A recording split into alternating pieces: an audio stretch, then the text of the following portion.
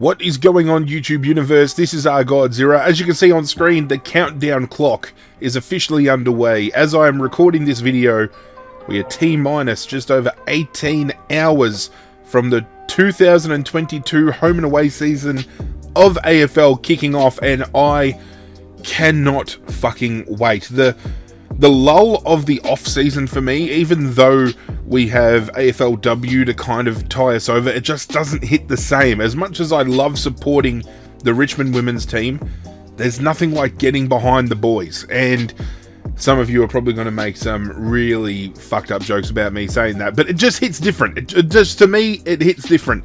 And I'm one of those supporters that, even though I bleed yellow and black and I'm as passionate a Richmond supporter as you will find, I'm one of those supporters that likes to sit back and watch every single game regardless of who's playing over the weekend. And we have one hell of an opening round to kick things off. Obviously, by the time this video drops, it'll be opening up tonight with the grand final replay. But before we get started, as you can see on screen, my competition code is right there. You will find it linked in the description as well with that URL. Click on that link. It'll take you to this league. Jump in, get involved. Last year we had over 60 people involved in the tipping competition. It's the most I've ever had. Let's see if we can top that this year. And before we move on to tipping for round one, I still have been a little bit tardy and I've got to fix up the last two winners from the last two previous years. I apologise for being terrible. I will reach out to you guys as soon as I can. Currently we've got 15 people in the competition, so I just want to take the time to thank Michael, Ian, Sean, my old man, Courtney, Kirk, Daniel, Shannon, George, Daniel, Nicholas, TN, Mac, Nathan and Jack for all jumping on board early. And as past competitions have gone, I do give people a reprieve to join the competition as the rounds go on. Round 5 is always the cutoff for me when it comes to handing prizes out.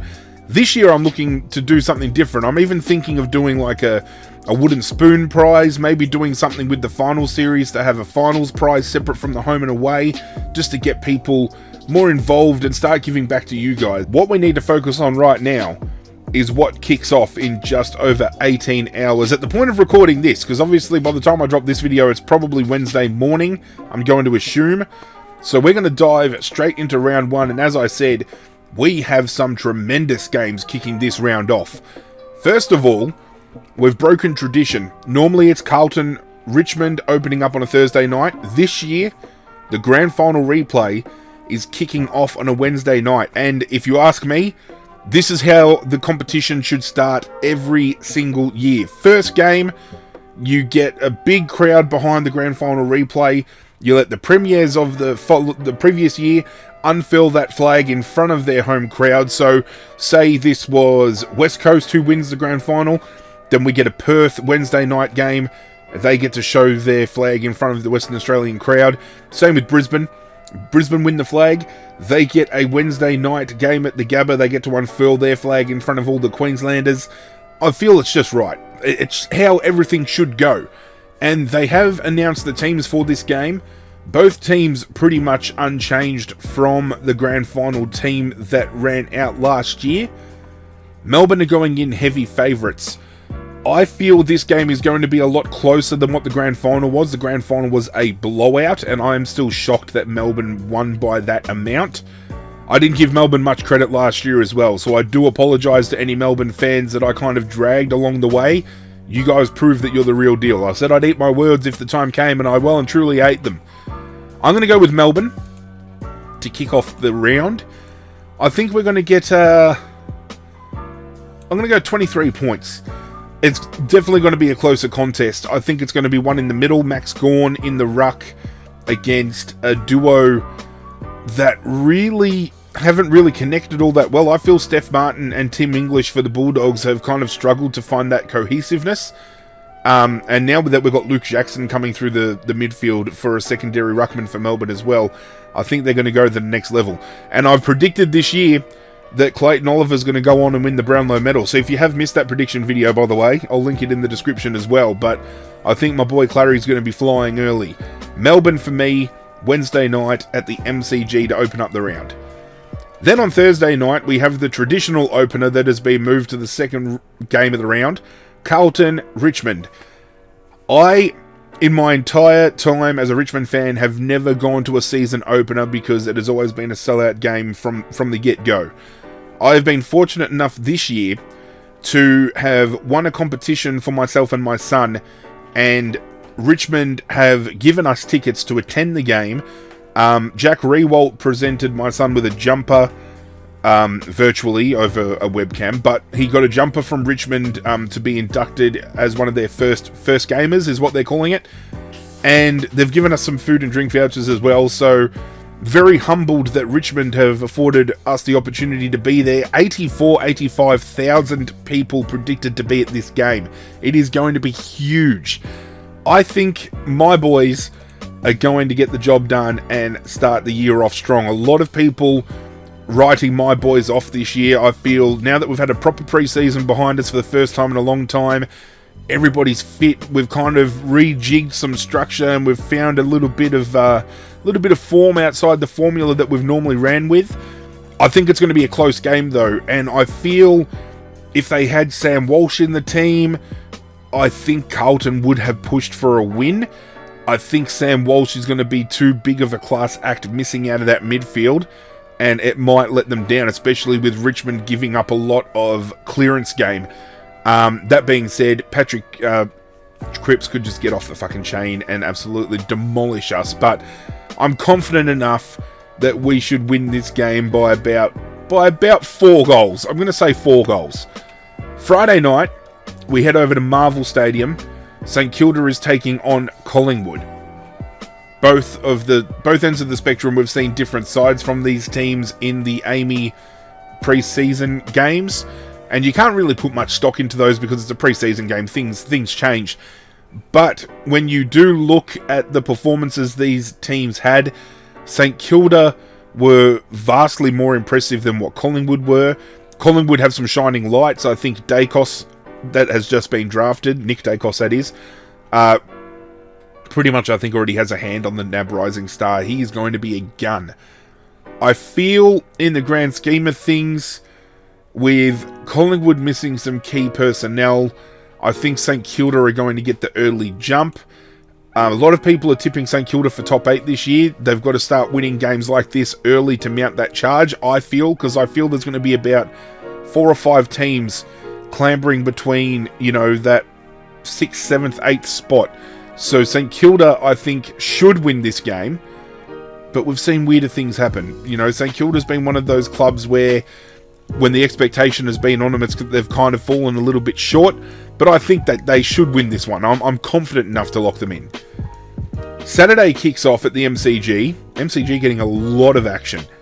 Geelong taking on Essendon, and I think Geelong win this one quite firmly. Jeremy Cameron is coming in fully fit. I think he'll challenge for the Coleman this year. Geelong are going to want to improve on just being a team that wants to, be in the grand final. They need to be that team that wins the grand final. They need to get that going this year because they've got something like 12 players on their list that are over the age of 30, traded out some really young kids like 21, 22 years old. So their playing demographic is getting really old. And now we've got Essendon, who some are tipping to be in the premiership window, Mick Malthouse specifically. But Essendon have a chance here to really come out and put a stake to those claims. I don't think they're going to, but as I just said with the St Kilda game, we've seen weirder things happen, and Essendon are the type of team that can just roll up and smash my tips straight out the fucking water. But I think Geelong should win quite comfortably in this outing here. We go to ANZ Stadium. GWS taking on Sydney, and this is probably the closest I'm going to for a 50-50 split, because Sydney are a team that could potentially go top 4 this year. That's how much I'm liking what Sydney have been doing. They're probably a little bit stiff to lose that final last year. GWS, however, even without Toby Green in their forward line in the pre-season games, they look pretty damn impressive. They had youngsters like Jake Riccardi step up in the absence and kick a few goals. Jesse Hogan is still yet to come back into the mix. Braden Pruce has been suspended, so he misses this game. I feel that would have added a lot into their midfield because he is such a physical presence. I am going to back Sydney only because I think the youngsters at Sydney are just ahead of where the GWS youngsters are at, but this game I feel is a real toss of the coin. If there was any game where I said to you this round, if you flipped a coin, that's probably how I would pick a team, this is the game that I would do it in because it is that hard for me to really decipher. But I think Sydney in a very close game to kick off round one. And then Saturday night rounds out at the Gabba with Brisbane hosting Port Adelaide, and I'm going to lock in the Lions. I think up forward, they might struggle a bit with the absence of Hipwood, but that allows someone like a Daniel McStay to come in and really stand tall where he's kind of fell short in the past. And that's only because now with Joey Danaher up there, it's kind of hard sometimes for a third tall to, kind of be relevant in the mix. You kind of get lost in the shuffle. But with Hipwood now out, Danaher's still your main man. McStay comes in now as priority number 2. And you've got the young kids and, the likes of Charlie Cameron as well, who can come in and sweep that loose ball. Neil looks reinvigorated. Jared Berry looks to have a big year. Cam Rayner back in. Could he be the difference that Brisbane were missing last year? Who knows?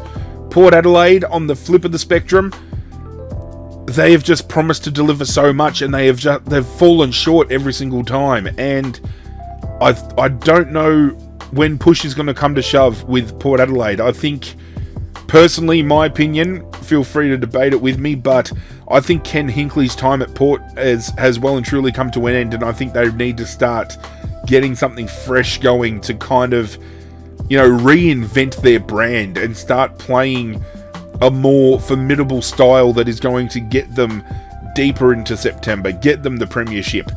But for me, at the Gabba, fully fit Brisbane minus, a Hipwood, I feel they're going to get it done quite comfortably in front of a home crowd. Then we've got Sunday. 3 games. MCG, Hawthorn, North Melbourne. 2 teams that a lot of people are probably predicting to be within the bottom 3, bottom 4 for the year. I personally have them probably thereabouts. Hawthorn go in as heavy favourite. They haven't really shown much in the pre-season, but I said earlier you can't really put much stock into that. They didn't have Tom Mitchell in the midfield in their game against Richmond. They didn't have Jaeger O'Meara, so there's 2 classy footballers that come back into their midfield. They've got some real good youth in Josh Ward, Connor McDonald, those type of kids coming through. Sicily back in defence. Jayath is looking to probably put a hand up to return. So they're getting some quality back in. I feel no coach this year is going to be under more pressure than Sam Mitchell. And I say that because you've had Alistair Clarkson, who has been the best coach in the AFL for God knows how long, and you hand the reins over to somebody and it's kind of like, here, good luck. And you can only wish them luck. When Kevin Sheedy passed the reins on to, I think it was Matty Knights, you've got Buckley passing the reins on to McRae. These coaches, as we've seen with Matty Knights, they kind of went downhill real quick. I don't want that to happen with Mitchell or McRae, but I feel Hawks are going to be under a lot of pressure both on the field and off the field. North Melbourne, they're in a rebuild at the moment that really started to show upward trajectory at the end of last year, and they could well and truly come out and win this game. Horn Francis looks the goods. They got Greenwood on an absolute steal. Cherry looks to be a great successor for Goldstein. So I feel this game could go either way as well.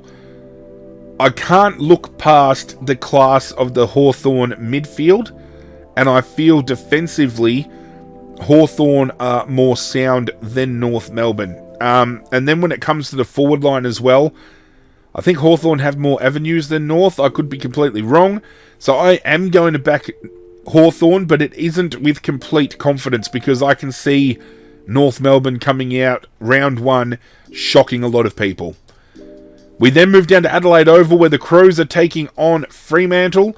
And I'm actually going to back Fremantle to head down to Adelaide and pick up their first win of the year. Fremantle, for me, are going to play finals in 2022. They looked very lively at the back end of last year. I feel this year could be the year. I feel a lot of Fremantle supporters are feeling they've now got the mix that can get them a premiership. Nat Fyfe missed some of that pre-season stuff. Mundy was kind of in and out of that pre-season stuff.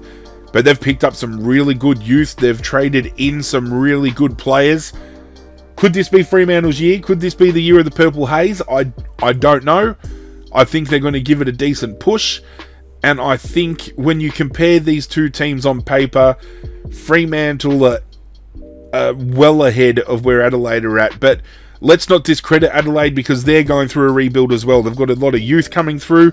Matt Crouch finally comes back in and slots into a midfield that have been missing him. But on the flip side, Rory Laird is no longer in the back line because he's out injured. So you gain quality, you lose quality. I don't think it's going to be a bloodbath by any means. I think it's going to be a close game. But I'm locking in Fremantle. And to round out the round, we have West Coast taking on the Gold Coast in Optus Stadium. And I always say, never back against West Coast when they're playing at the Nest. I'm going to back West Coast, but I do this at the behest of saying, with their injury list, I have a feeling the Gold Coast are going to rock up and do some damage. Last year, the Gold Coast went to Perth, put on a clinic. They were very unlucky in the end, I feel, to lose that game. You now, fast forward 12 months into the future, you have the prospect of the Gold Coast rocking up and doing that again, but you take the likes of Elliot Yeo out of that West Coast team, Luke Shuey out of that team, Jeremy McGovern out of that team, Jack Darling out of that team, Tim Kelly out of that team. Do you want me to keep going? There is a lot of class missing from this West Coast lineup. I have West Coast and the Gold Coast, as well as North Melbourne and Hawthorn, finishing in my bottom 4 this year. I've got Gold Coast to win the spoon. That is on the back of Ben King not being in the forward line. I feel that taking their spearhead out is going to be a big loss for them. And I think Hugh Greenwood at their midfield is going to leave a bit of a gaping hole as well. So I am going to pick West Coast here. But something is nagging at me saying the Gold Coast are going to get up and finish this round off with a big surprise. So let's recap.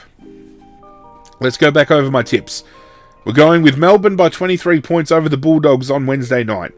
Richmond over Carlton. St Kilda over Collingwood. Geelong over Essendon. Sydney over GWS. Brisbane over Port Adelaide.